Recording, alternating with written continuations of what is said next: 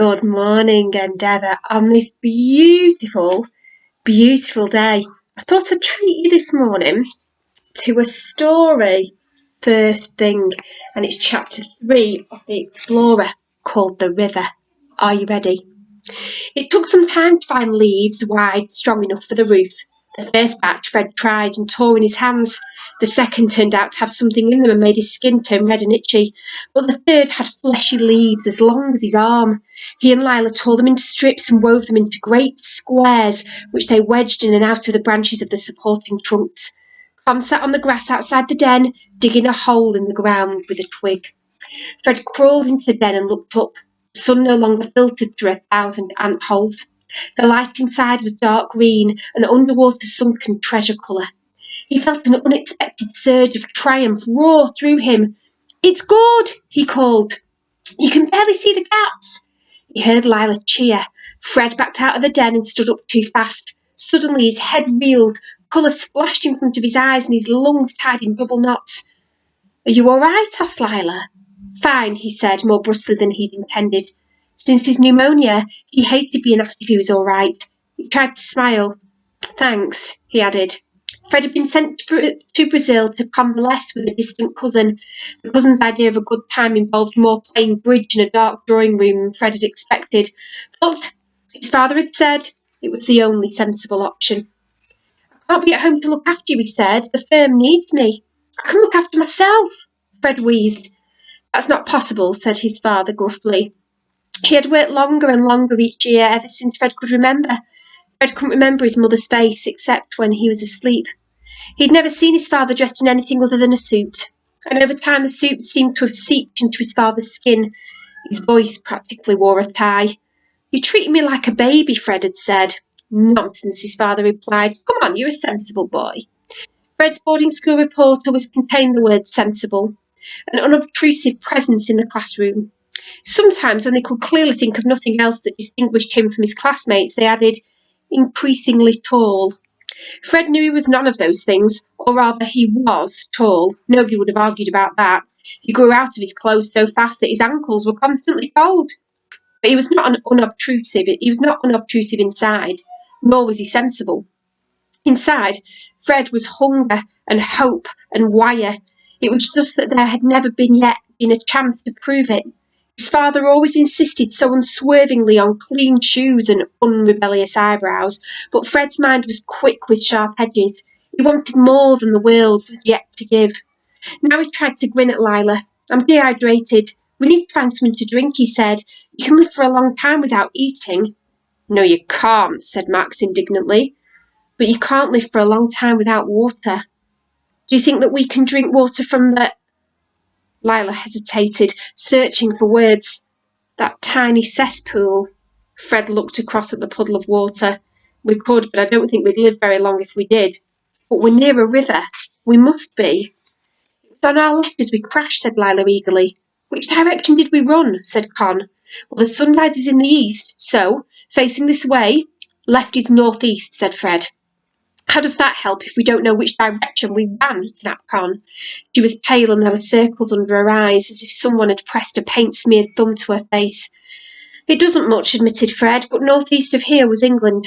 The thump in his chest slowed a little. Northeast led to his bedroom at home, its bookcase, his cricket bat propped up against the wall. It led to his father. Con squared her shoulders as if she was readying for a fight. "Are we just going to guess then?" "I heard," said Fred, "that you can follow ants and they'll take you to water." "Ants," said Con. "We're going to take direction from ants?" Lila stared hard at Con and then at the ground, combining the leaves with her eyes. "Do you have any different suggestions?" she said. Con sighed and bent to look under a log. The first set of ants was a disappointment. Max found a tiny trail of red ones and bent down to stroke them. "Look, they're shining." "Don't touch," said Lila, snatching him back. "Some ants out here are dangerous." "These ones?" asked Con, taking a step backwards. "I don't know, that's the problem. The dangerous ones are called bullet ants, but I don't know what they look like." "Bullets, presumably," said Con. "Not necessarily," said Lila. "Dogfish don't look like dogs. I remember being very disappointed." "These ones just look like ants," said Max. "You're still not allowed to touch them," said Lila, "so don't try." They walked a safe distance, all four of them with their chins on their chests along a snaking line of trees. The ants led them to a large pile of leaves. Oh, Fred nudged the leaves with a stick just in case there was water underneath. He recoiled. The ants were swarming over a carcass of a bird. It looked like it had once been a vulture. Now, though, it was equal parts bones and smell. That isn't exactly what I was hoping for. You could not, he thought, trust an ant's sense of priorities. What now, then? Asked Con, crossing her arms. Let's try again, said Lila. Maybe those were the wrong kind of ants. It was Lila who found the largest trail of ants with heads as big as ball bearings. They followed the track deep into the woods, Lila leading. Fred watched her. She was small and moved on the edge of her muscles like an animal, a deer or a lemur. She heard things other people did not. I can't believe we're trusting ants, said Con. She brushed a cobweb out of her hair and ducked under a branch. Even in fairy stories, it's a wise owl or something. Nobody goes to ants for help. She looked defiantly at Fred, and then a thorn caught on her skin above her eyebrow and she let out a yelp. Ow! I hate this place. Fred looked back and found, with a lurch to his stomach, that the clearing had entirely disappeared. Which way is back? He said. The green of the forest seemed to thrum around them. Left at that leaf that was covered in mushrooms and then right at the bush with green thorns, said Con. She didn't look at him, didn't see the surprise on his face, which he immediately tried to hide. We should mark a path, he said, so we can find our way back. Fine, said Con, unless you want to ask the opinion of, I don't know, a passing maggot. Fred tried to grin. Well, maggots are much slower walkers than ants. They'd make terrible guides. She didn't smile back. Fred slipped back into procession. Every 3 or 4 trees he broke a branch and stuck a leaf on the hinge it made. Con shook her head. That's not going to be any good. You need something bigger. And she tore off the ruffles of one of her once white blouse and tied it to a tree. There. Fred turned to look at her and crouched in the dappled light.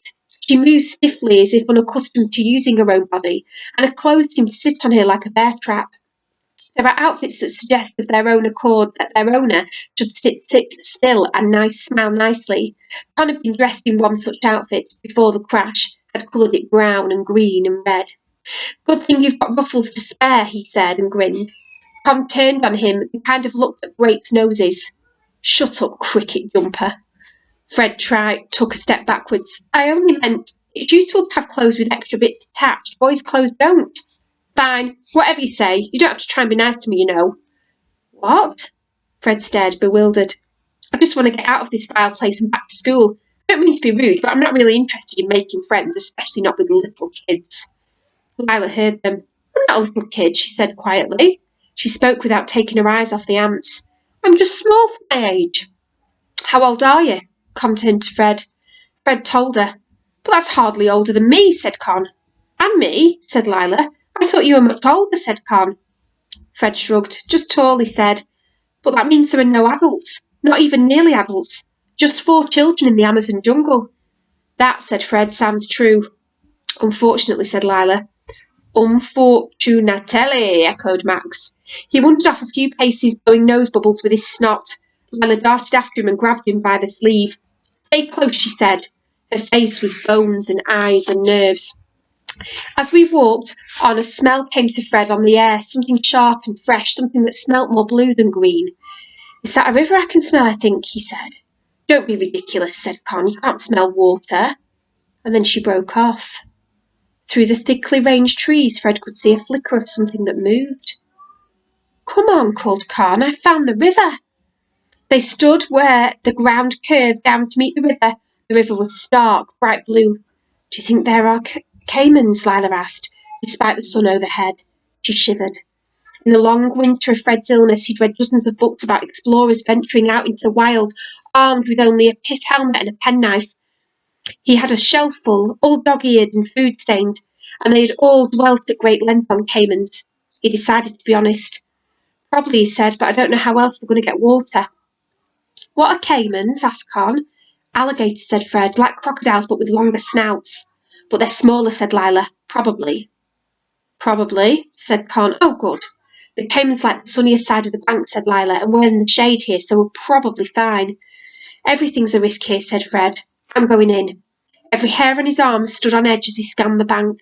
He pulled off his shirt and then put it back on again. It occurred to him that it needed washing as much as he did. He slipped down the bank, his feet squelching in the mud, and dived in head first. The river was a gift. It soothed the burn of his cuts and the ache in his feet. Fred trod the water and kicked downwards below the surface where it was colder and sucked in a mouthful of water. It had a tang of mud to it, and a strand of waterweed wrapped itself around his tongue. But at that moment, it was delicious. The most delicious thing he'd ever drunk. Better than hot chocolate at Christmas or fresh lemonade in summer. Come in, he called. Lila plunged in after him, carrying Max on her shoulders. Con hesitated on the edge, her face stiff and anxious. We didn't do swimming at school, she said, only ballroom dancing. She entered the water slowly and swam in a nervous doggy paddle, her chin high in the water. Fred rubbed his arms and legs, feeling his cuts sting as he scrubbed off the dirt in them and kicked below the surface again, his eyes open in the dark water.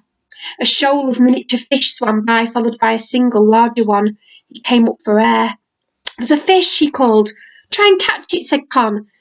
Fred plunged down again. The small fish darted away as he grabbed them. The larger fish ignored him completely, but there was something eerie in its shape. Circular, like a swimming dinner plate. The fish turned and bared its teeth at him.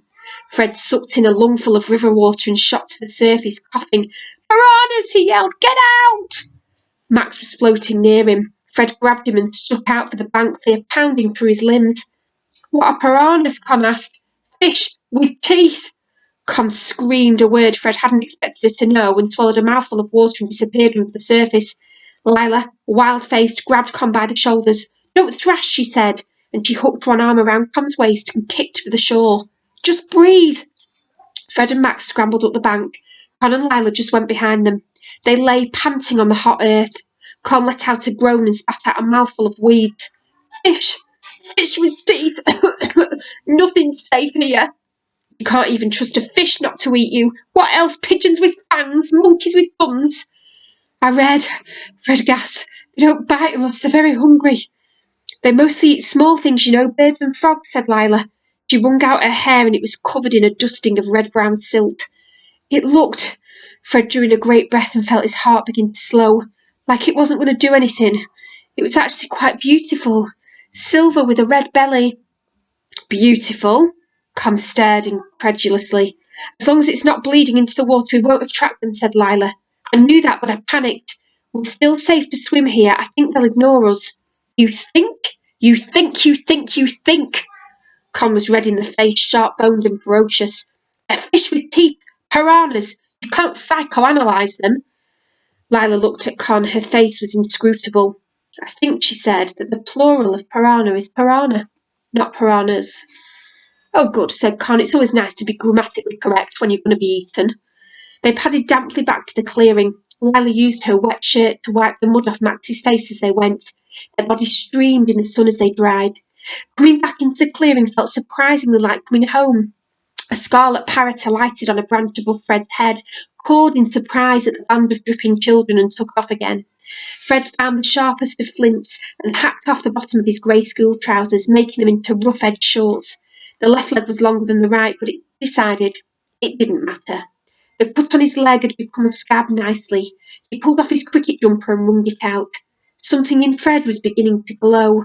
Under the sun and the cry of the birds and the great expanse of the vivid green around them, it was huge and dizzying. It felt like hope. Either that or concussion. Hope you enjoyed it, guys. I will see you tomorrow for our next chapter, which is called Food Almost.